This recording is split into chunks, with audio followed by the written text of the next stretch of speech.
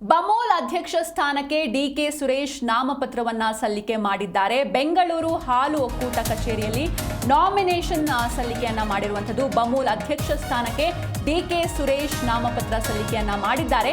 ಈಗಾಗಲೇ ಕನಕಪುರ ಹಾಲು ಒಕ್ಕೂಟದ ನಿರ್ದೇಶಕರಾಗಿ ಆಯ್ಕೆಯಾಗಿದ್ದಾರೆ ಡಿಕೆ ಸುರೇಶ್. ಈಗ ನಿರ್ದೇಶಕ ಸ್ಥಾನದಿಂದ ಬಮೂಲ್ ಅಧ್ಯಕ್ಷ ಸ್ಥಾನಕ್ಕೆ ಸ್ಪರ್ಧೆಯನ್ನ ಮಾಡಲಿದ್ದಾರೆ. ಬಹುತೇಕ ಬಮೂಲ್ ಅಧ್ಯಕ್ಷರಾಗಿ ಡಿಕೆ ಸುರೇಶ್ ಆಯ್ಕೆ ಖಚಿತವಾಗಿರುವಂಥದ್ದು.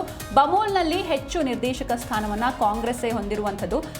ಈಗ ನಿರ್ದೇಶಕ ಸ್ಥಾನದಿಂದ ಬಮೂಲ್ ಅಧ್ಯಕ್ಷ ಸ್ಥಾನಕ್ಕೆ ಡಿಕೆ ಸುರೇಶ್ ನಾಮಪತ್ರವನ್ನ ಸಲ್ಲಿಕೆ ಮಾಡಿದ್ದಾರೆ.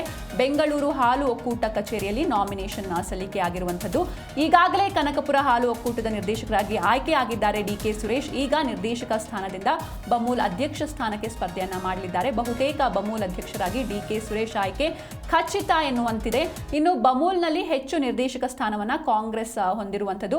ಮೇ 25ನೇ ತಾರೀಕು ಬಮೂಲ್ ನಿರ್ದೇಶಕರ ಚುನಾವಣೆ ನಡೆದಿತ್ತು. ಒಟ್ಟು 14 ನಿರ್ದೇಶಕರ ಸ್ಥಾನಕ್ಕೆ ಎಲೆಕ್ಷನ್ ನಡೆದಿತ್ತು. ಈ ಪೈಕಿ 11 ನಿರ್ದೇಶಕ ಸ್ಥಾನದಲ್ಲಿ ಕಾಂಗ್ರೆಸ್ ಬೆಂಬಲಿತ ಅಭ್ಯರ್ಥಿಗಳು ಗೆಲುವು ಸಾಧಿಸಿದ್ರು. ಇದರಲ್ಲಿ ಅವಿರೋಧವಾಗಿ ಡಿಕೆ ಸುರೇಶ್ ಆಯ್ಕೆಯಾಗಿದ್ರು. ಈ ಕುರಿತಂತೆ ಹೆಚ್ಚಿನ ಮಾಹಿತಿಯನ್ನು ನೀಡ್ತಾರೆ ನಮ್ಮ ಪ್ರತಿನಿಧಿ ಭವ್ಯ ಸುನಿಲ್.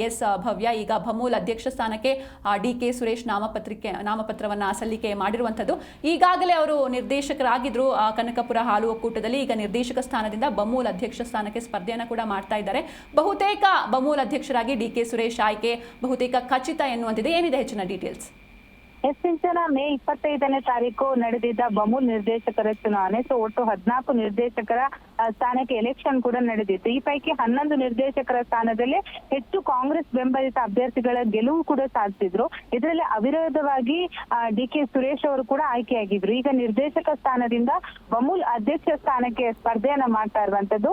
ಬಹುತೇಕವಾಗಿ ಡಿಕೆ ಸುರೇಶ್ ಬಮೂಲ್ ಅಧ್ಯಕ್ಷ ಸ್ಥಾನಕ್ಕೆ ಫಿಕ್ಸ್ ಅನ್ನೋ ಮಾತುಗಳು ಕೂಡ ಕೇಳಿ ಬರ್ತಾ ಇರುವಂತದ್ದು. ಬಮೂಲ್ನಲ್ಲಿ ಹೆಚ್ಚು ನಿರ್ದೇಶಕರ ಸ್ಥಾನವನ್ನು ಈಗಾಗಲೇ ಕಾಂಗ್ರೆಸ್ ಹೊಂದಿರುವಂತದ್ದು. ಬೆಂಗಳೂರು ಸಹಕಾರ ಹಾಲು ಒಕ್ಕೂಟ ಕೇಂದ್ರ ಕಚೇರಿಯಲ್ಲಿ ನಾಮನಿರ್ದೇಶನವನ್ನ ಇವತ್ತು ಸಲ್ಲಿಕೆ ಮಾಡ್ತಾ ಇರುವಂತದ್ದು.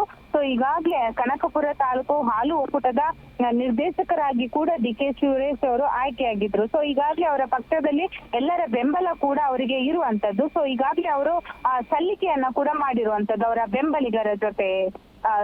ಸಿಂಚನ, ಥ್ಯಾಂಕ್ ಯು ಭವ್ಯ ನಿಮ್ಮೆಲ್ಲ ಡೀಟೇಲ್ಸ್ಗಾಗಿ.